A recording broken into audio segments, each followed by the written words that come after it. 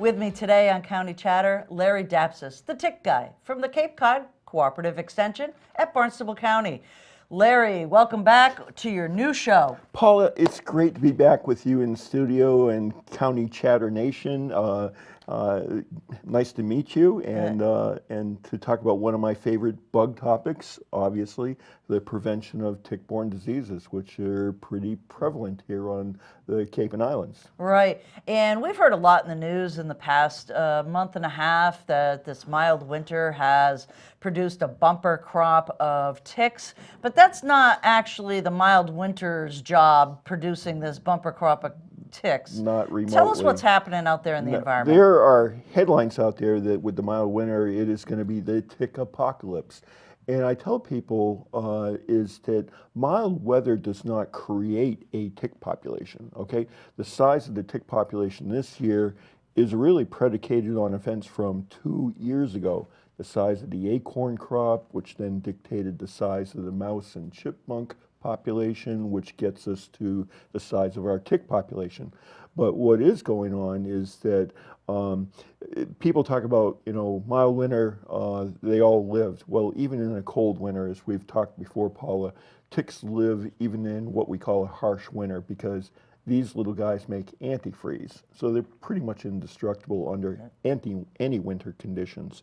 But with the mild winter, there were more days where they were active, so more days above freezing. And so if people were out and about, they would have a higher encounter rate. And with this mild winter, what we have seen in the past is that the nymph stage of the tick, which is mostly active during the summer months, we're starting to see those a month earlier than normal. So it's a significant stage of the tick because unlike the adult stage ticks, they are the size of a poppy seed. And so they're more likely to elude a tick check. And if you look at the case data, 85% of all tick-borne diseases occur during the summer months when that nymph stage is active. So 365 days of tick encounter opportunities each year. That summer months, though, starting now, really be on our game. All right. Mild winters, we come back to climate change and how climate change affects the environment.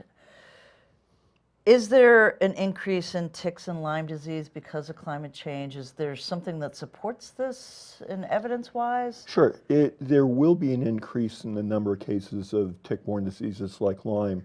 And part of that's by virtue of the fact that with climate change, these ticks are expanding their range, okay? So they're moving into further northern areas, including, they're now really concerned in Quebec and Ontario, not only with deer tick, but Lone Star tick is starting to make an appearance up there.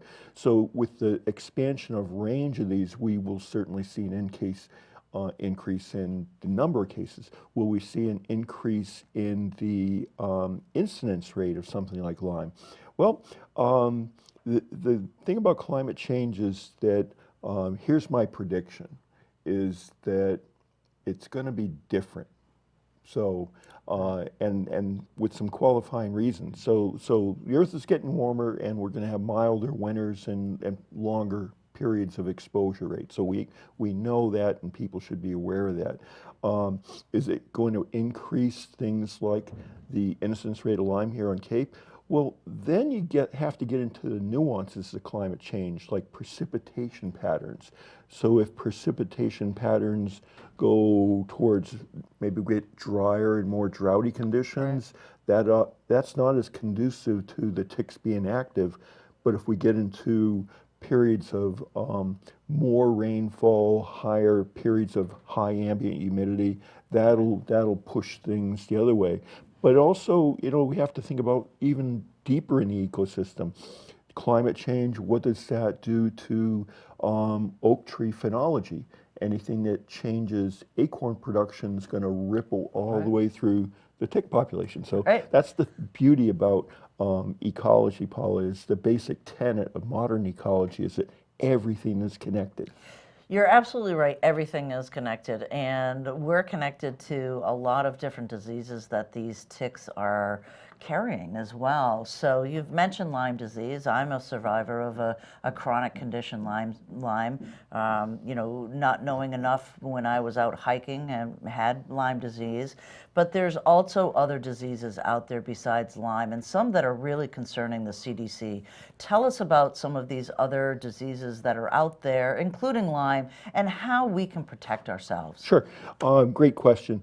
It's not just about Lyme disease, okay? Right. It's a very complex picture from an epidemiology standpoint. What we know with deer ticks is that there are 5 pathogens that we know of. Are there other things ticks are carrying that potentially making people sick? We don't know.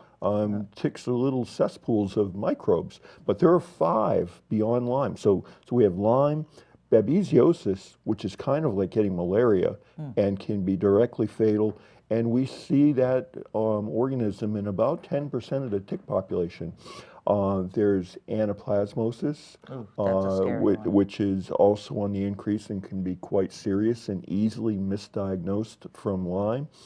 And then we have a certain level of relapsing fever, which we see in about 3% of the ticks. But if you're spiking a fever of 104 and some other things, it can be serious. And then we found out we had Powassan virus. And when we did surveillance, we found Powassan from Falmouth to Truro. So there is exposure risk for a number of things. And Paula, the thing that's really important here is that co-infection, meaning ticks can carry more than one of these bugs, and you can get more than one of these diseases at the same time. And we see about 10% of the deer ticks on the Cape are co-infected. Wow. Wow. So with all of this disease that these ticks are carrying, you know, people are outdoors folks here on the Cape, right? Sure. We love to head out to the trails, and we're outside, you know, playing soccer with our families. Backyard gardening. Backyard gardening. I mean, we love the outdoors. That's why we live here. So how can we protect ourselves, body and our environments? Sure. I tell people is don't be tick afraid. Don't look at this landscape and say, I don't want to go outside. Right. I'd like to. But don't be tick afraid, but be tick aware. And be aware that, okay, we have an environment that's conducive to these type of organisms and encounters. And in the work that we've been doing and assessing, like, what can you do in terms of, you know, personal protection, yard protection, and pet protection, those 3 strategies. And for personal protection, hands down, when you come in from an outdoor activity, a tick check, certainly do that. Right. Throw your clothes in the dryer for 20 minutes. That'll kill any ticks that are on the clothing.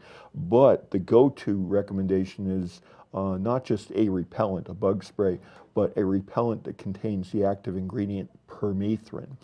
And that's for treating clothing and footwear. And Paula, what I found in my research initially when I was like looking at this, I found out if a tick gets exposed to a treated surface for 60 seconds, that tick is guaranteed to die. And as Martha says, that's a good thing. Right. And so it's extremely effective, and the safety margin is huge. I mean, it's the toxicology. There's no tox reasons to avoid using permethrin. It is safe, and when I evaluate that against the consequences of one of these tick-borne diseases, that cost benefit, that's a big margin. Right, and we just want to make sure that our folks out there know that permethrin is used on your shoes and on your clothing. It is not directly placed on the Bingo. Skin at all. You can still use your regular repellents. I think there's a DEET out there that Keratin. And if you go to our website, capecot.gov /ticks, I've got a 10-part YouTube series video, Tickology. And one of my videos is on permethrin-treated clothing and footwear. So I address how effective it is and how safe it is. And I just found out last year, Paula, the Appalachian Mountain Club has chosen to use our video as their in-house training tool. Oh, excellent. So how cool is that? That is very cool. So we've covered the outdoor hiking, get our clothing done. What about yards? People talk about spraying for mosquitoes or spraying for ticks, but then they're concerned about the pollinators and the bees. Is there a yard solution for ticks? Sure. I tell people that don't look at a yard spray as your go-to defense. It's like the treated clothing and footwear first. You do that. The yard sprays is just another way to further reduce exposure risk because surveillance in Connecticut showed that 2/3 of the people that were submitting ticks for identification and testing were getting them from their own backyards. Right. So ticks and gardening, that's a perfect marriage.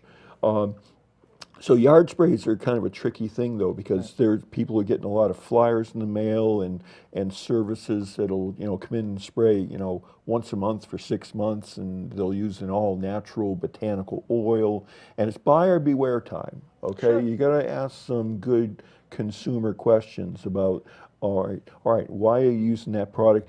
And if you cut to the chase, professional companies should be using a product called Telstar. It contains a chemical like permethrin.